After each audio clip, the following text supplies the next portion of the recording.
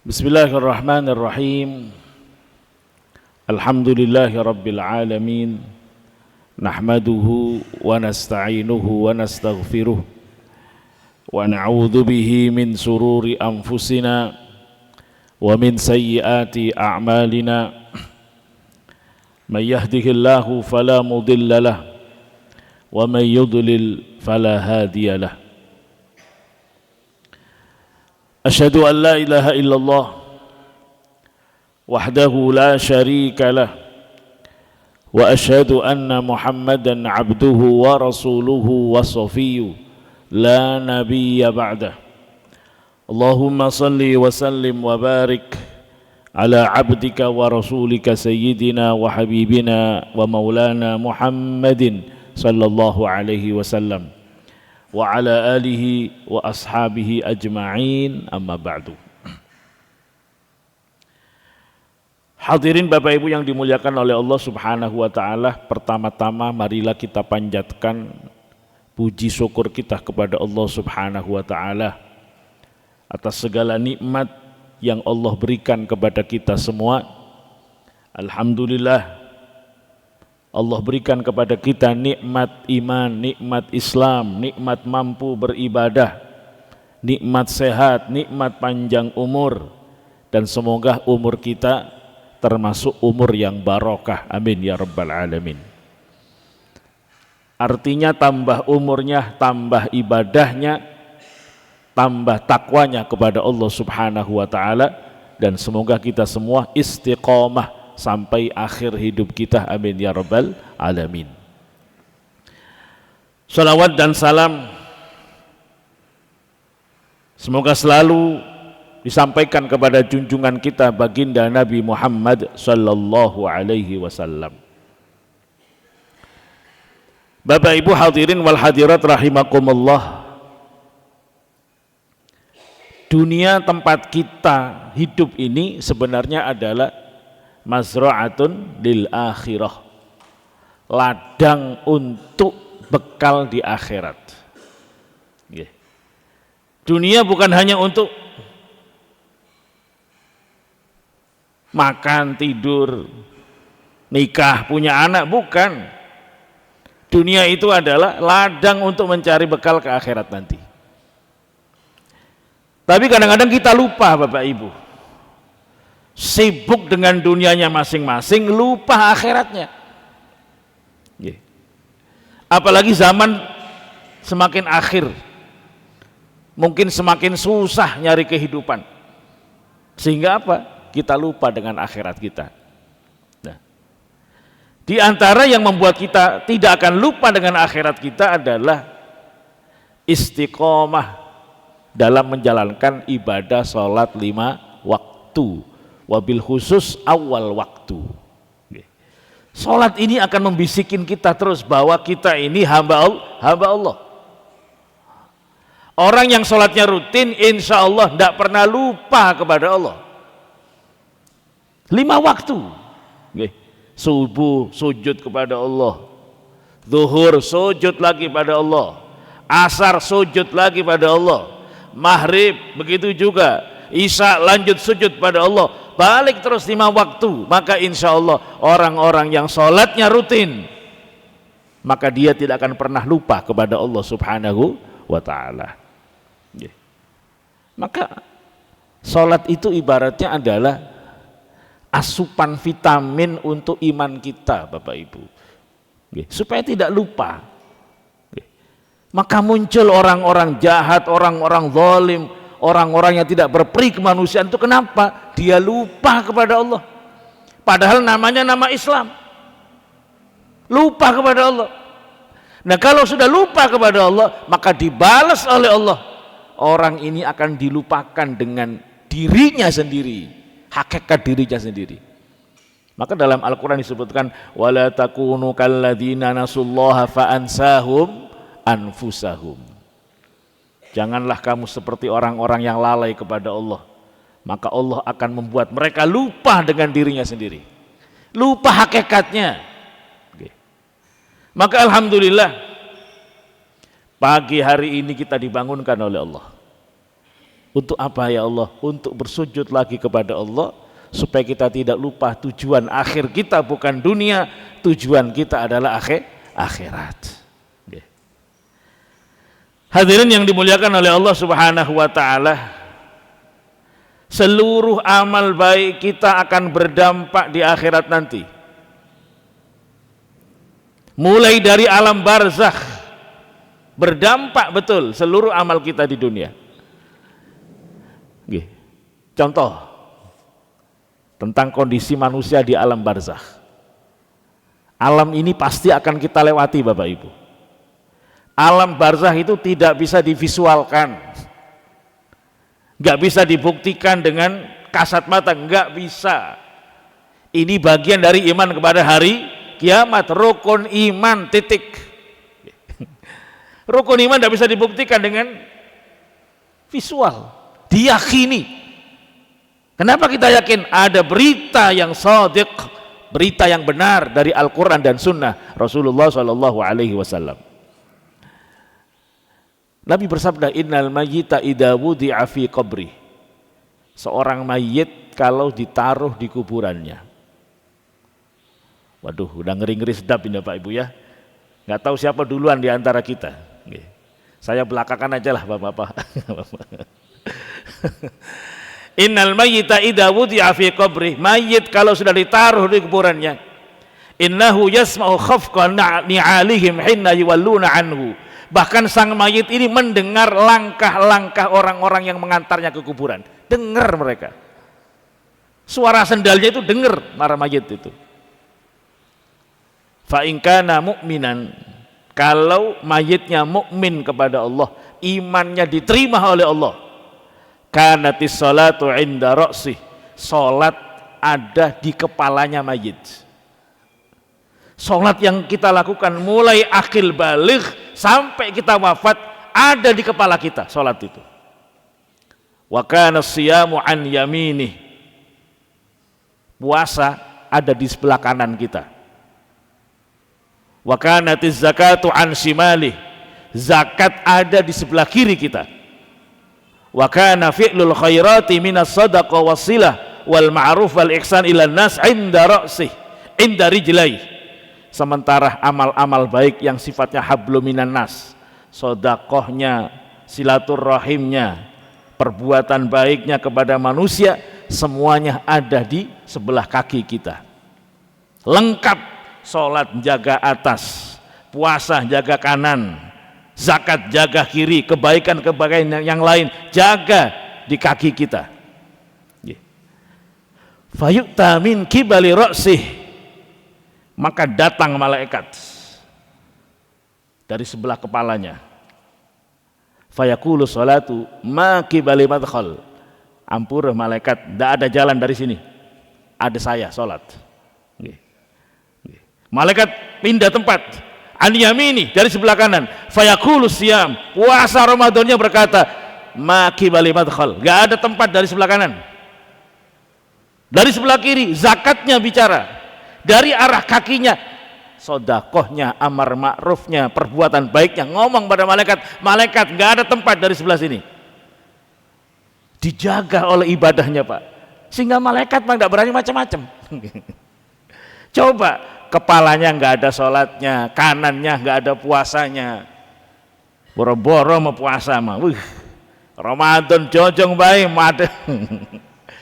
Wala Ramadan wala apa, zakat enggak ngurusin zakat, numpuk harta, enggak peduli dengan manusia. Malaikat bebas mengeksekusi dari mana saja bebas. Subhanallah.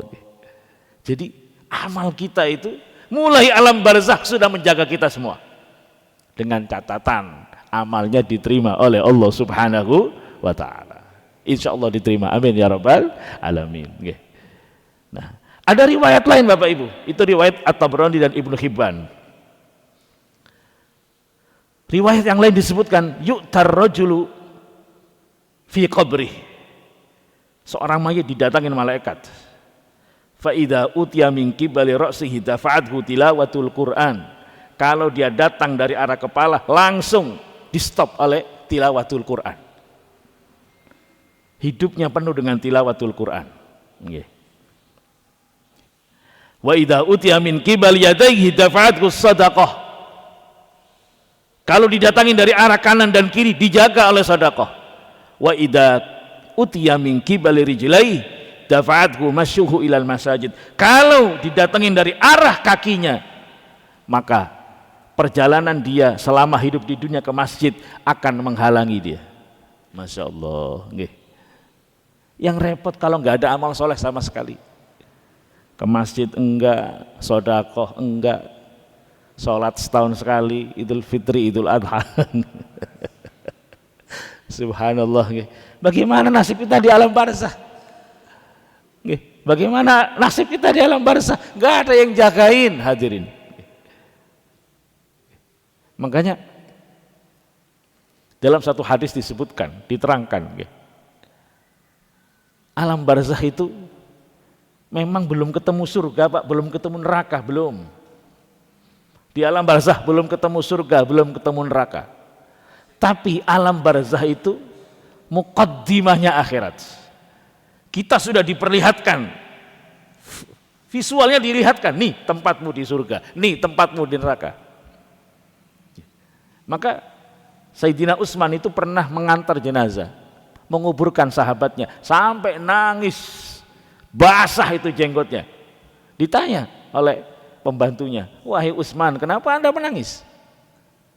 Lalu Utsman mengatakan, saya pernah mendengar Rasulullah bersabda, kuburan itu adalah awal muqaddimahnya akhirat.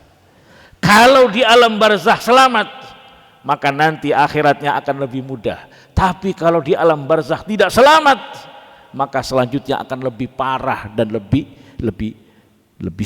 dahsyat azabnya. Maka hadirin, di antara doa yang mustajab, di antara doa yang mustajab adalah doa sebelum salam sholat. Habis tahiyat akhir, nah itu kan kita isi dengan doa. Di antaranya adalah Allahumma inni a'udzubika min adzabil qabri. Itu doa diajarkan Nabi. Wa min adzabin nar wa min fitnatil mahya wal mamat, dibaca sebelum kita salam, dan itu mustajab. Masa nggak dikabulkan oleh Allah? Ya Allah, seumur hidup kalau sholat saya tidak pernah lupa baca itu, ya Allah. Insya Allah diterima oleh Allah, diselamatkan dari siksa kubur. Amin ya rabbal alamin. Nah, artinya tidak jauh-jauh ke hari kiamat nanti di alam di akhirat. Di alam barzah kita sudah akan mendapati apa yang kita lakukan di dunia. Dan subhanallah hadirin yang dimuliakan oleh Allah Subhanahu wa taala. Nabi Muhammad sallallahu alaihi wasallam sering menggambarkan balasan kita di akhirat itu persis mirip dengan kelakuan kita di dunia.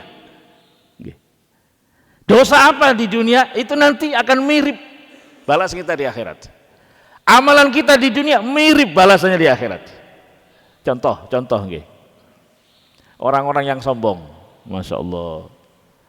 Kadang-kadang pejabat tinggi, berkuasa, sombongnya naudzubillah. Nggih. Mobilnya aja kita harus minggir semua kalau dia lewat. Nggih, kalau lagi buru-buru itu kesel banget ada mobil lewat. Semuanya bikin macet kalau dia lewat, nggih. Subhanallah. Sombongnya naudzubillah kadang-kadang. Orang-orang yang sombong itu kayak begitu, termasuk orang-orang yang zalim, orang-orang yang diktator, naudzubillah. Kalau berkuasa nggak ingat apa-apa sudah, seolah-olah Indonesia itu milik dia sendiri. Yang nggak setuju keluar sana dari Indonesia, la haula wala quwata illa billah. Orang-orang kayak begitu sikapnya, apa balasan Allah di akhirat? Yukhsarul jabbaruna wal mutakabbiruna yaumal qiyamah fi surati dzar. Yata'uhumun nas lihawanihim 'ala Allah azza wajal. Orang-orang yang sombong, orang-orang yang durjana, orang-orang zalim nanti dibangkitkan di hari kiamat dalam bentuk semut kecil, diinjek-injek oleh seluruh manusia. Kenapa? Di dunianya injek-injek manusia, di akhirat diinjek-injek manusia, Pak. Orang-orang sombong hati-hati. Dibangkitkannya kayak semut kecil. Bayangkan kalau jahatnya kepada orang Indonesia, diinjek-injek 280 juta orang Indonesia. Mirip balasan Allah di akhirat, mirip. Makanya kita belajar tawaduk nggih. Tawaduk. Apalagi kita pejabat bukan. Sombong. Apanya sombong nggih? Pejabat bukan, nggih. Konglomerat bukan. Maka kita tawaduk, kecuali jangan tawaduk kepada orang sombong. Jangan tawaduk kepada orang sombong. Ini ada nasihat ulama, bukan hadis, tapi ulama mengatakan ini benar. At-takabburu 'alal mutakabbiri shadaqah. Sombong kepada orang yang sombong itu sedekah. Ada pejabat sombong mentang-mentang main naikin pajak baik. Sombong, jangan tawaduk pada dia, Pak. Agama perintah tawaduk, salah. Kenapa kita nggak boleh tawaduk kepada dia? Kalau kita tawaduk kepada dia, dia makin sombong, makin dolim. Maka bentuk sayang kita kepada dia, kita sombongi dia. Ayo sirani, kita demo dia, supaya dia balik. Supaya dia nggak sombong. Makanya Rasul pernah bersabda, unsur akhaka zalim wal madlum, bantulah saudaramu baik yang zalim atau yang didolimi. Sahabat tapi bingung, Rasul, kalau orang didolimi paham kita tolong, nah orang dolim apanya ditolong? Cegah dia jangan berbuat dolim. Nah kita kan enggak, kadang-kadang itu orang dolim malah dipersilahkan dolim. Orang udah zalim dipilih maning lah. Jadi salah kita sendiri, hadirin, salah kita sendiri. Orang udah ketahuan zalim dipilih jadi. Masya Allah. Jadi ini kaidah dari para ulama. Ada sahabat kita sombong, jangan tawaduk pada dia, sombongi lagi. Bukan kita ingin sifat sombong, bukan. Niat kita adalah mendidik orang tersebut supaya tidak sombong lagi. Dia ngeluarin mobilnya yang baru, keluarin Pak mobilnya kalau punya. Jadi Masya Allah, azab orang yang sombong itu nanti di akhirat akan dibangkitkan dalam wujud seekor semut kecil yang diinjek-injek oleh manusia.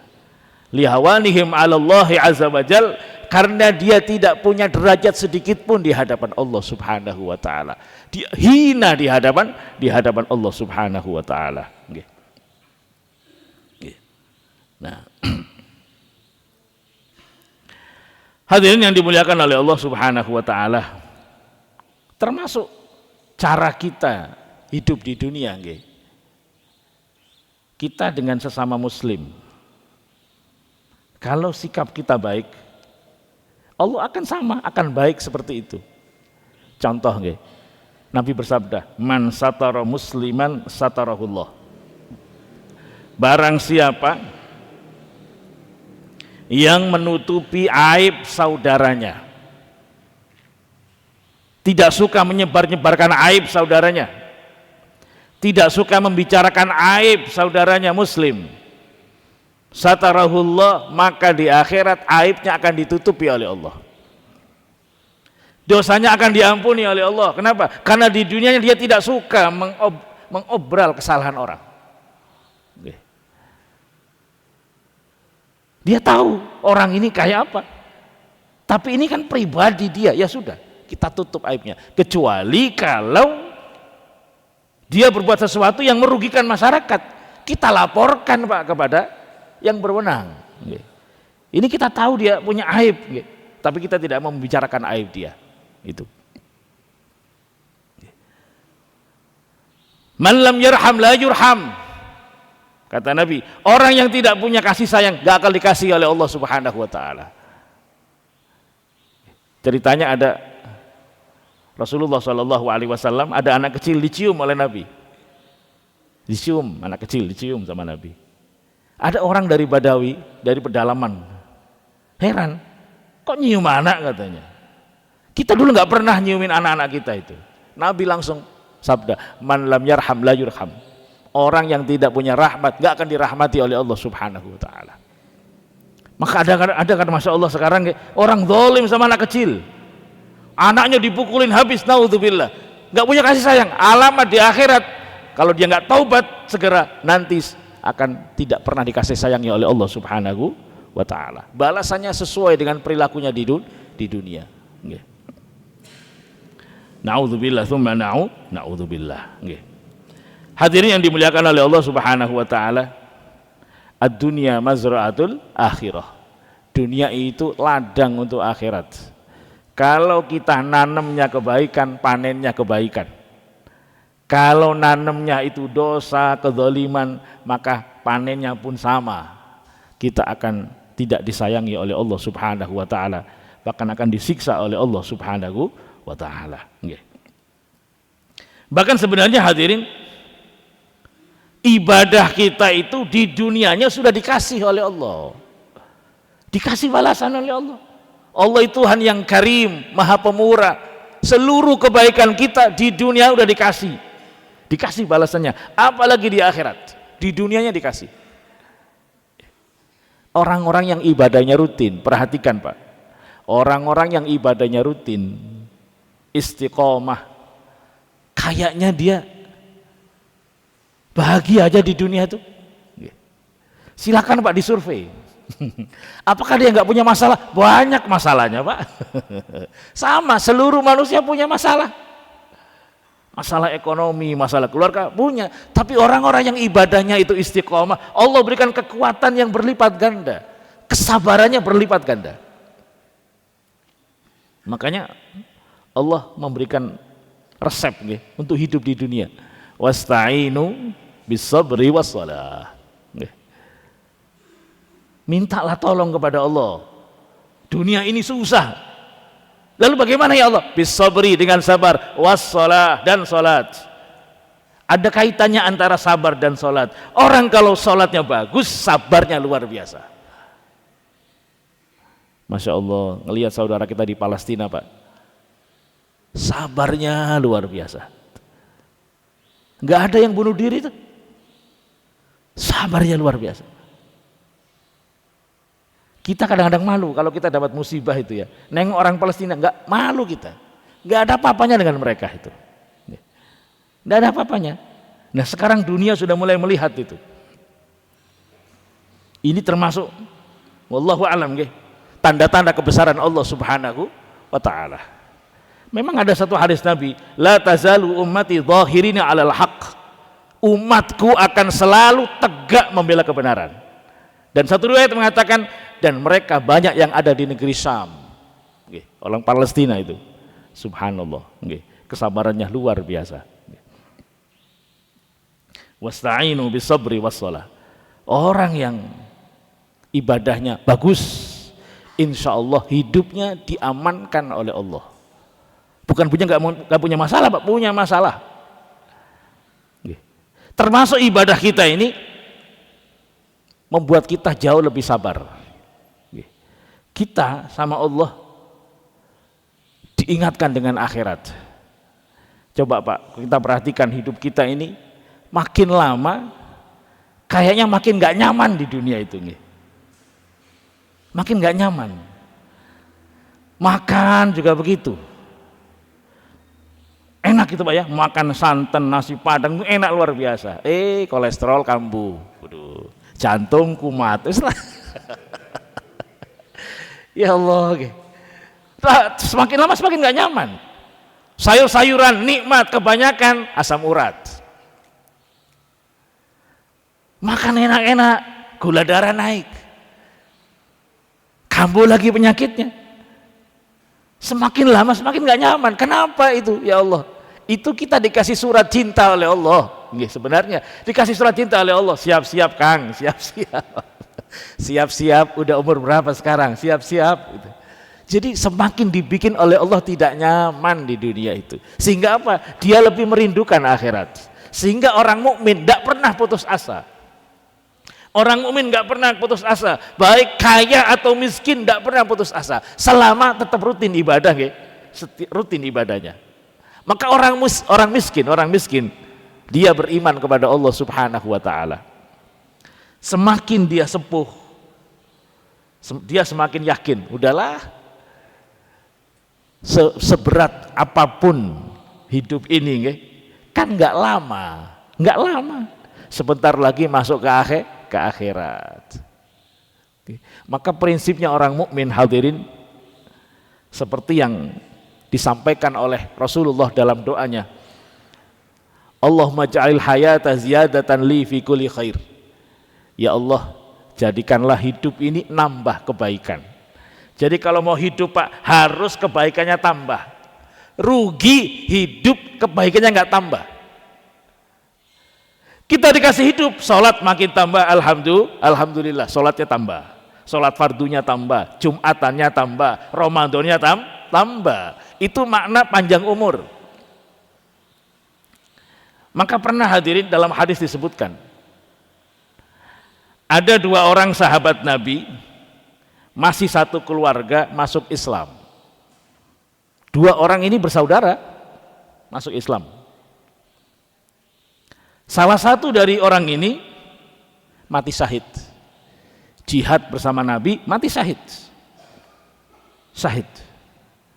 Yang satu lagi panjang umur, tidak meninggal pas perang bersama Rasulullah. 1 tahun lebih lama hidupnya, tapi beliau meninggalnya bukan syahid, biasa, meninggalnya biasa. Nah, setelah beliau meninggal, ada salah satu sahabat Nabi mimpi Pak, 2 orang ini masuk surga, tapi yang duluan masuk surga yang tidak mati syahid, yang panjang umur. Setelah mimpi dia kayak belum paham, kok bisa ya yang mati syahid kok belakangan masuk surga. Kok yang nggak meninggal syahid yang duluan? Laporlah sama Nabi, menceritakan mimpinya. Rasul, saya mimpi begini, tapi aneh Rasul, kenapa yang mati syahid kok masuk surganya belakangan? Nabi tidak mengingkari mimpinya, berarti mimpi itu benar, tidak mengingkari mimpinya.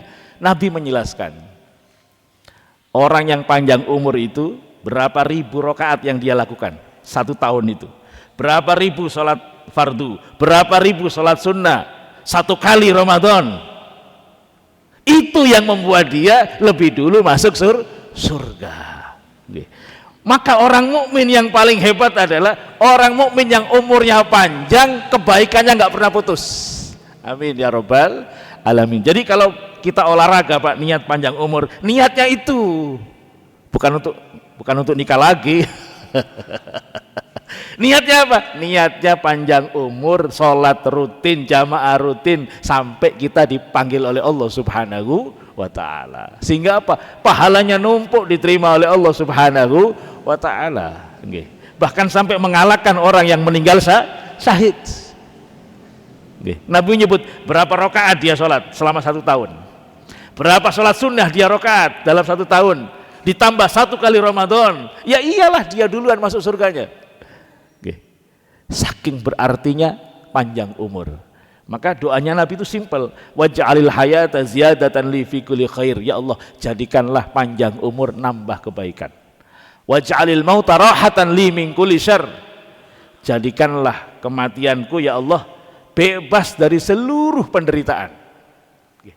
Orang mukmin wafat, penderitaannya selesai. Orang mukmin wafat, ibadahnya diterima oleh Allah, penderitaannya selesai. Nggak ditagih pajak, pajak naik bodo amat, udah meninggal. Nggak ada iuran listrik, nggak mikir lagi Pak. Penderitaan selesai. Orang mukmin, tapi syaratnya orang mukmin, ibadahnya diterima oleh Allah Subhanahu wa ta'ala. Tapi kalau ibadahnya kurang, penderitaan baru Pak. Meninggal berarti penderitaan baru. Orang kafir meninggal, penderitaan baru. Na'udzubillah, tsumma na'udzubillah. Maka orang kafir semakin tambah umurnya, semakin putus asa. Makanya lihat orang-orang kafir itu Pak, operasi berkali-kali supaya kelihatan muda, gak bisa. Mukanya kelihatan muda, umurnya tetap tua. Stres sebenarnya Pak, stres hidupnya itu. Orang mukmin kaya mau meninggal nggak susah. Apa sih di dunia, nanti di akhirat lebih besar pahalanya. Jadi selalu begitu orang mukmin. Maka orang mukmin akan selalu merasa baik-baik saja selama ibadahnya istiqomah. Amin ya rabbal alamin. Bapak Ibu hadirin yang dimuliakan oleh Allah Subhanahu wa taala, yang kita lakukan akan berdampak di alam barzakh, akan berdampak di akhirat. Kita ingat di Al-Qur'an di surat Al-Mudassir, Allah menceritakan orang-orang ahli neraka. Masalakakum fi saqar, yang membuat kamu masuk neraka itu apa? Ini orang ahli surga saling bertanya, apa sih yang membuat mereka masuk neraka? Tanya pada orang-orang ahli neraka, masalakakum fi saqar, yang membuat kamu masuk neraka sakor itu apa? Dijawab oleh mereka, qalu lam naku minal musallin. Dulu kita enggak pernah sholat. Hati-hati Pak dengan sholat ya, hati-hati. Harus tegas. Anak kita enggak sholat, tegas kita. Jewer deh. Tegas, enggak boleh demokrasi dalam hal ini. Enggak ada demokrasi. Enggak sholat, wah bahaya ini. Berarti kita menghancurkan masa depannya. Harus kita tegas untuk anak kita masalah sholat. Kadang-kadang kan begini Pak, kita asik jamaah, anak kita biarkan di rumah tidur. Bapaknya jamaah, anaknya enggak sholat. Enggak boleh egois Pak, ditanya nanti di akhirat. Wabil khusus bapaknya akan ditanya oleh Allah. Ditanya oleh Allah. Bapaknya ceramah kayak saya, anaknya turun. Ditanya oleh Allah, kenapa anakmu enggak kamu bangunkan? Subhanallah. Pertama jawaban mereka apa? Lam naku minal musallin, kami tidak pernah sholat. Pertama itu. Yang kedua, walam naku nut'imul miskin, kami tidak pernah ngasih makan fakir miskin. Lengkap sudah Pak. Enggak sholat, pelit maning dah istilah neraka. Enggak sholat, enggak peduli fakir miskin. Wa kunna nakhudu ma'al khaidin, kami dulu di dunia asik bersama orang-orang zalim, orang-orang sesat, membicarakan menghina Islam dan lain sebagainya. Wa kunna nukadzibu biyaumiddin, kita tidak percaya akhirat dulu. Jawaban pertamanya itu loh, lam naku minal musallin, kita tidak termasuk orang yang sholat.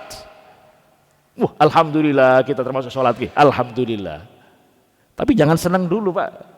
Ahli surga, alladzina hum fi sholatihim khashi'un. Jadi posisi kita itu tengah-tengah. Ngelihat orang ahli neraka, bukan, alhamdulillah sholat tiap hari, tapi kok nggak pernah khusyuk.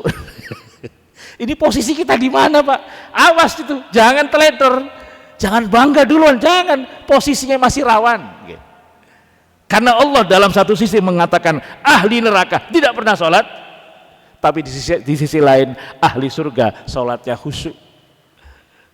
Makanya kita selalu diajarkan oleh ulama kita bainal khaufi war raja, selalu berharap, optimis, tapi selalu khawatir.